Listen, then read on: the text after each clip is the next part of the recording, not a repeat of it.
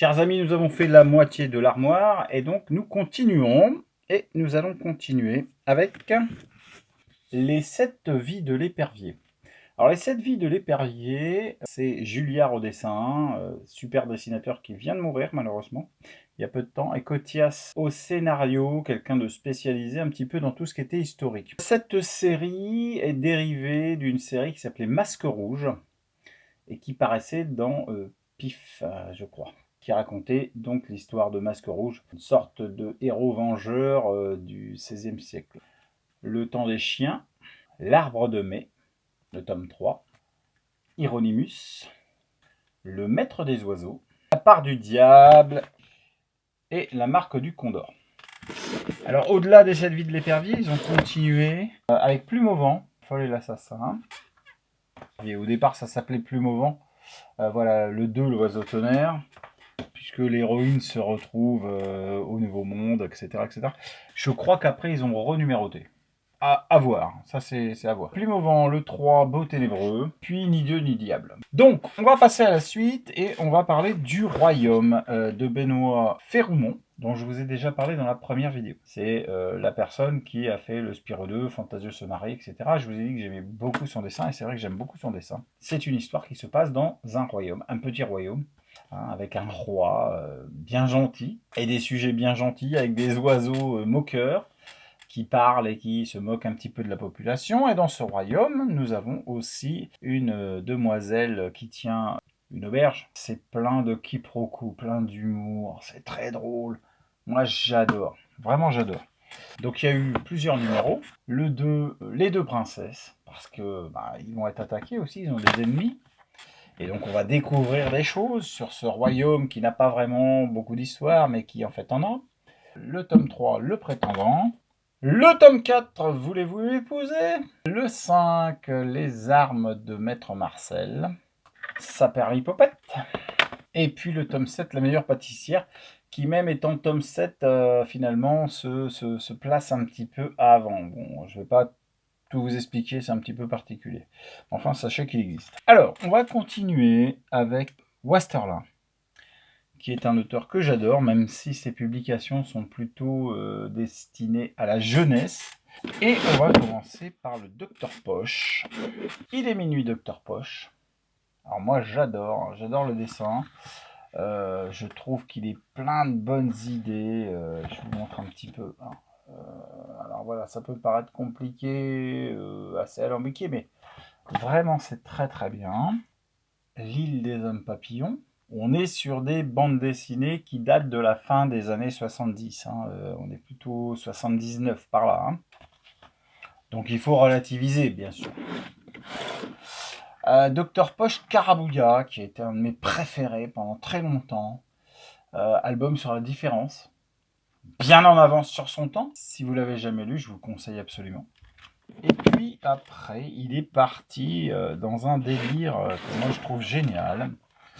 Docteur Poche, la planète des chats, où on va retrouver le contexte de la guerre de 100 ans entre Français et Anglais, avec d'un côté des chiens, de l'autre côté des chats.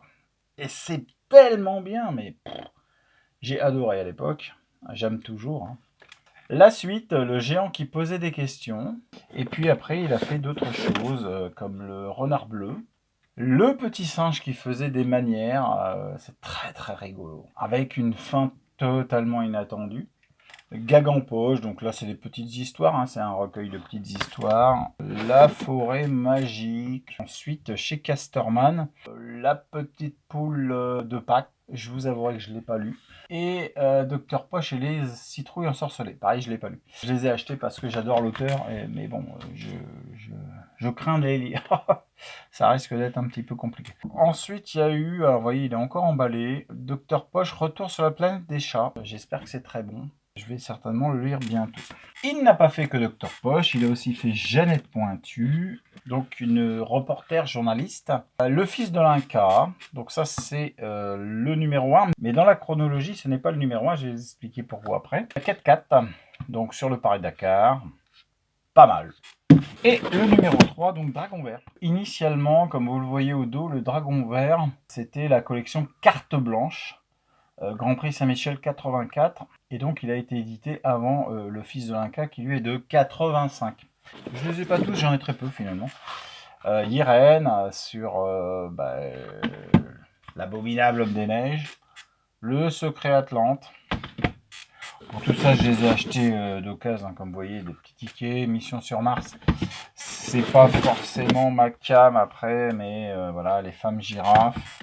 Autant j'aimais bien au début parce que j'adore l'auteur, autant c'est pas sur le fond, c'est pas génial. Voilà, aventure virtuelle, j'ai mis pointu, et puis opération clonage. Bon, dernièrement, il a fait ce truc, Tucker, une chronique d'autres mondes. C'est pas mal, j'espère franchement qu'il y aura une suite. Alors, on enchaîne sur la suite. Avec Raoul Fulgurex. Encore une bande dessinée qui est parue dans l'Écho des Savanes. C'est fait par Tronchet, donc Raymond Calbut, Jean-Claude Tergal et toutes les autres publications de Tronchet qui sont toujours très drôles. Donc là, Raoul Fulgurex, c'est un petit peu du n'importe quoi. En gros, il y a des gens qui se sont introduits dans les bandes dessinées les plus connues. Et notre héros Raoul Fulgurex va essayer de délier cette affaire. Vous noterez le titre, le premier, Le secret du mystère. Tout est là. Le numéro 2, La mort qui tue. Le tome 3, Les mutinés de la révolte. Ça veut tout dire. Tout aussi sympathique. On va attaquer sur des choses un peu plus légères. Comme Les libellules. Par Yann au scénario et Hardy au dessin. Et cette fois-ci, donc, la patrouille des libellules, il y a 3 tomes, va nous raconter l'histoire de 3 jeunes qui font partie des scouts pendant la Seconde Guerre mondiale. C'est totalement irrévérencieux, ça se moque de tout et de tout le monde. C'est des choses que vous aurez du mal à trouver parce que n'ont pas été republiées, du moins je ne pense pas. Si vous avez la possibilité de les trouver, n'hésitez pas. Squeak the Moose. Et donc nous avons un chat et une souris. Les chats détestent les souris. Sauf que là, ça va tourner au gore. Mais aussi avec des passages de sexe. Des choses assez incroyables. Je pensais, alors je l'ai acheté il y a longtemps. Et je pensais que c'était le seul. Et puis, les éditions Revival, encore une fois, nous ont sorti cet album où on retrouve le 1, mais aussi le 2 que je ne connaissais pas, et le 3 qui n'avait pas été édité en France, et qui est absolument génial. Voilà. Ça, si vous aimez le loufoque, si vous aimez tout ce qui est un petit peu décalé, c'est génial, c'est fait pour vous. À propos de décalé, Rank Xerox. Attention, là on est aussi sur quelque chose d'un peu spécial. Et Rank Xerox, c'est un Android. C'est un Android, mais qui est maqué avec une jeune de 14 ans. Lui, il n'est pas vraiment humain, mais c'est un peu limite. À noter que il y avait donc 2 albums. Le 3e a été fait par Alain Chabat au niveau du scénario. Voilà, qui était aussi fan de Rank Xerox. Et donc on le retrouve dans cet album qui compile tout. Alors, précurseur du mouvement cyberpunk ultra-violente, sexuelle et sans tabou, voici la série culte des années 80 qui a révolutionné le 9e art. Moi, j'aime beaucoup. C'est vrai que ça secoue. C'est totalement en dehors de ce qui est conventionnel. À vous de vous faire une idée si vous l'achetez. Alors, ensuite, Omaha, en 4 tomes. C'est une bande dessinée érotique avec en vedette une chatte, ça ne s'invente pas. Conte de fées, encore une édition Revival. Wallace Wood, c'est l'auteur qui a fait des trucs fantastiques. Alors si vous cherchez un petit peu sur internet, vous allez voir que Wallace Wood, il a fait des trucs incroyables, des séries terribles. Mais là, il s'est lâché et en fait, il reprend tous les contes de fées et il les érotise, il les passe à la moulinette et c'est très très drôle. Alors, on arrive sur quoi? On arrive sur des books. Alors, Book, c'est un super auteur, j'adore. Bouche du diable, c'est magnifique, ce livre est franchement magnifique. Alors ça, je le recommande à 200%. Donc c'est l'histoire d'un garçon qui a un bec de lièvre, mais cela se passe en URSS. Et ce garçon va être entraîné pour devenir un espion. C'est absolument génial ce bouquin, une référence. Plus connu peut-être, alors de Book, Les pionniers de l'aventure humaine, c'est un de ses premiers livres, assez sympa. Toujours de Book, La femme du magicien, sympa. Les dérisoires effervescences décomprimées, un book qui est beaucoup plus récent. Et alors, on arrive sur des trucs assez amusants, faits par Yann et Marc Hardy, toujours Hardy. Lolo et Sucette, c'est l'histoire de deux prostituées. J'en ai deux, j'ai celui-là et le résumé, c'est 4 fesses, 4 seins, 140 kilos d'amour. Tout un programme. Alors, Hardy, il a aussi fait Arkel. Ici, nous avons un album double avec un combat entre les anges et les démons. Alors, c'est pas l'enfer, c'est l'envers. Voilà, et il a fait une suite Lilith, qui est vraiment très très bien aussi. La Grande Souris Noire, une aventure pleine de sexe, d'humour et de William Vaurien. L'écho des sabbats d'Albin Michel, comme d'habitude. Donc, c'est de la grosse rigolade. Pareil pour Nicotine Goudron, le nom déjà est amusant. Vous noterez qu'ici il surfe sur ce qui représentait à l'époque le virus du sida. Donc toute une époque, encore une fois. Je cache un petit peu pour le numéro 2, l'incurable nicotine. Et puis, des ZEP qui ne sont pas des titeufs, Happy Parents. Happy Sex et Happy Sex 2. Donc je ne vous montre pas l'intérieur puisque, comme vous le constatez, on parle de choses qu'on n'a pas le droit de nommer sur YouTube. Eh bien, nous arrivons sur la fin de cette vidéo et nous allons aborder une bande dessinée qui est celle qui a duré le plus longtemps au monde, qui a commencé en 1908 et qui s'est arrêtée à la fin des années 80. Ce sont les Pieds Nickelés. Ce volume 1, alors bien évidemment, je n'ai pas toute la collection des Pieds Nickelés parce que ça a débuté, donc je vous l'ai dit, en 1908 avec comme dessinateur Forton. Mais après-guerre, je pense que c'est après 48, Pelos a continué. Alors il y a eu d'autres dessinateurs entre deux. Pelos a été celui qui l'a montré le plus. À l'époque, ça sortait en fascicule souple. Et Vent d'Ouest on a fait une collection cartonnée à chaque fois avec 3 numéros. C'est très sympa. Je vais vous montrer un petit peu l'intérieur.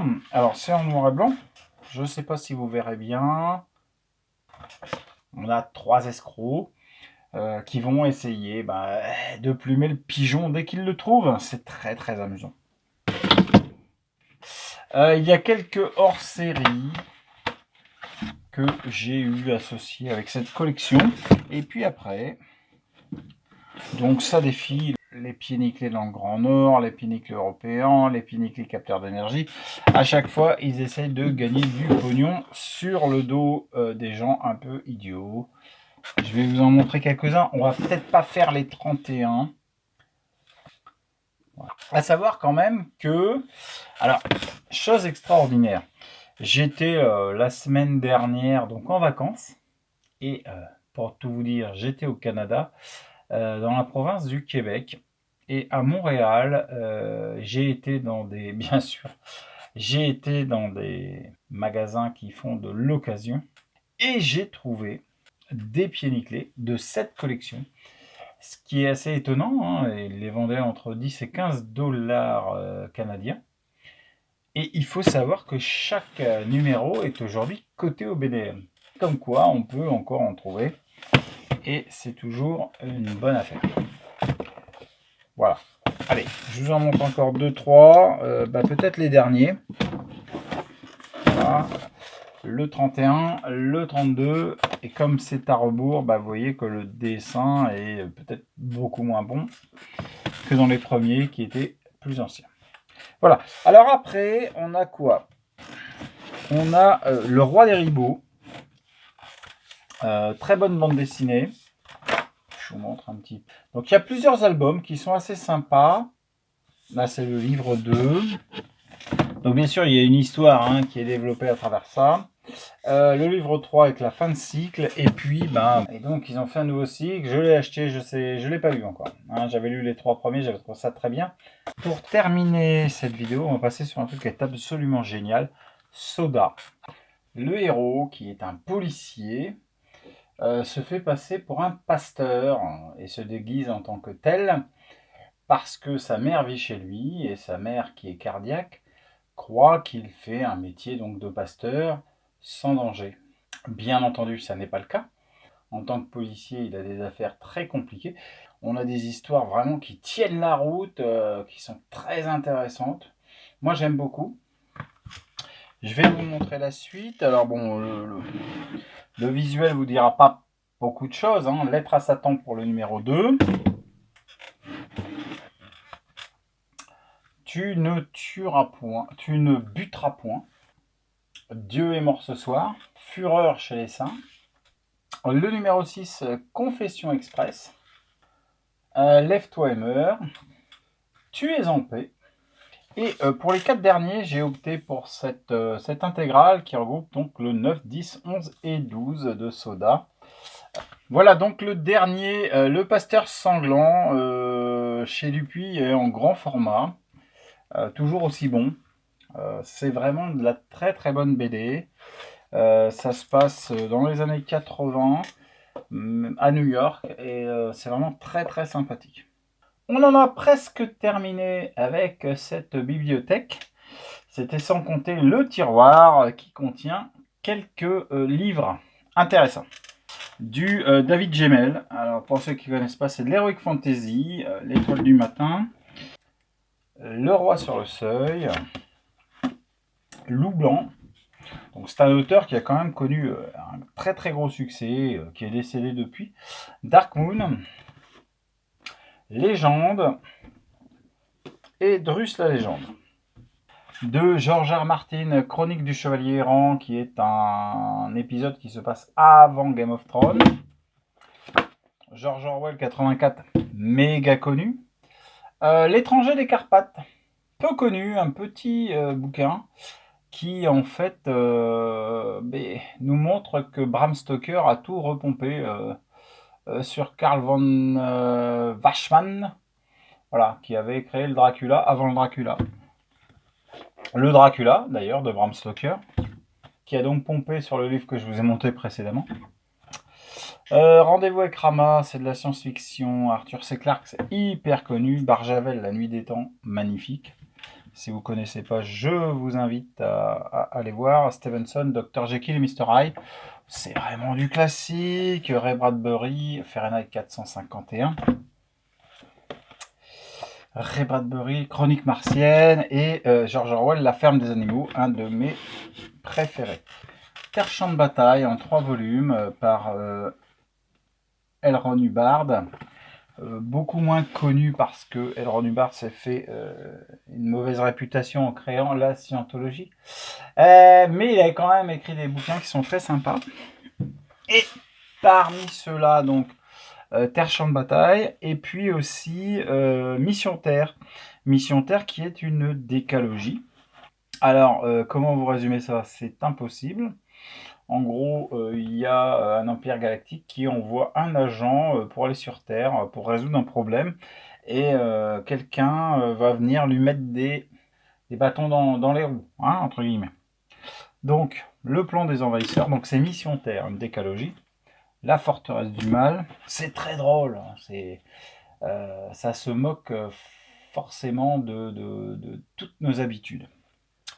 L'ennemi intérieur, une affaire très étrange, l'empire de la peur, j'espère qu'ils sont dans l'ordre, objectif mort,